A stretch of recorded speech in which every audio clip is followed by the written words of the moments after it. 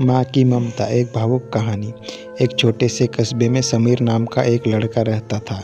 बचपन में ही पिता की मृत्यु हो जाने के कारण परिवार की आर्थिक स्थिति बड़ी दयनीय थी। समीर की माँ कुछ पढ़ी लिखी जरूर थी, लेकिन उतनी पढ़ाई से नौकरी कहाँ मिलने वाली थी। सो घर घर बर्तन मांजकर और सिलाई बुनाई का काम करके किसी तरह अपने बच्चे को पढ़ा लिखा रही थी। समीर स्वभाव से थोड़ा शर्मीला था और अक्सर चुपचाप बैठा रहता था। एक दिन जब वह स्कूल से लौटा तो उसके हाथ में एक लिफाफा था।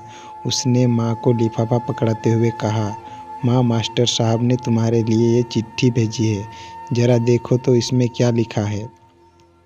माँ ने मन ही मन चिट्ठी पढ़ी और मुस्कुराकर बोली, बेटा, इसमें लिखा है कि आपका बेटा काफ़ी होशियार है।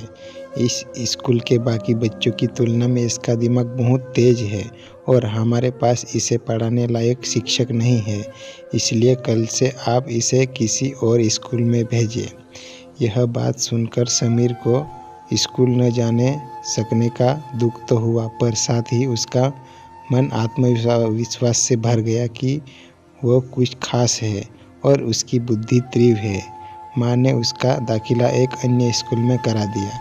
समय बीतने लगा। समीर ने खूब मेहनत से पढ़ाई की। आगे चलकर उसने सिविल सर्विसेज परीक्षा भी पास की और आईएएस ऑफिसर बन गया।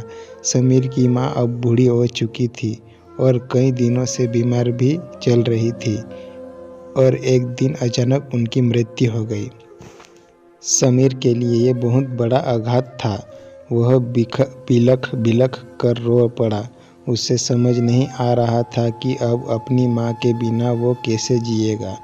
रोते रोते ही उसने माँ की पुरानी अलमारी खोली और हाथ में उनकी माला, चश्मा और अन्य वस्तुएं लेकर चूमने लगा।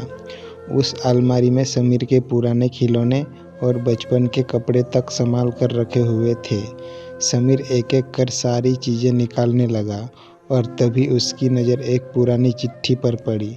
दरअसल ये वही चिट्ठी थी जो मास्टर साहब ने उसे 18 साल पहले दी थी। नम आँखों से समीर ने उसे पढ़ने लगा।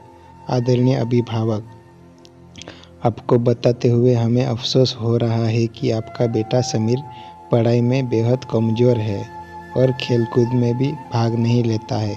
जान पड़ता है कि उम्र के हिसाब से समीर की बुद्धि विकसित नहीं हो पाई है, अतः हम इसे अपने विद्यालय में पढ़ाने में असमर्थ है।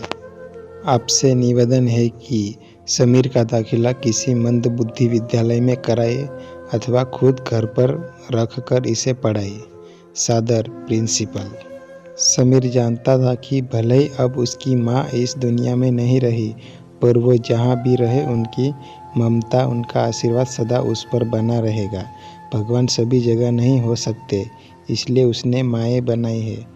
माँ से बढ़कर त्याग और तपस्या की मूर्त भला और कौन हो सकता है। हम पढ़ लिख ले, बड़े होकर कुछ बन जाए, इसके लिए वो चुपचाप ना जाने कितनी कुर्बानियाँ देती है। अपनी ज़रूरतें मारकर हमारे शौक पूरा करती है। यहाँ तक कि संतान बुरा व्यवहार करे तो भी माँ उसका भला ही सोचती है। सचमुच माँ जैसा कोई नहीं हो सकता है। तो दोस्तों, आप लोगों को ये कहानी कैसी लगी कमेंट करके ज़रूर बताइए, और अच्छी लगी तो वीडियो को लाइक और चैनल को सब्सक्राइब जरूर कर ले। तो मिलते हैं नेक्स्ट वीडियो में, तब तक के लिए जय हिंद, जय भारत।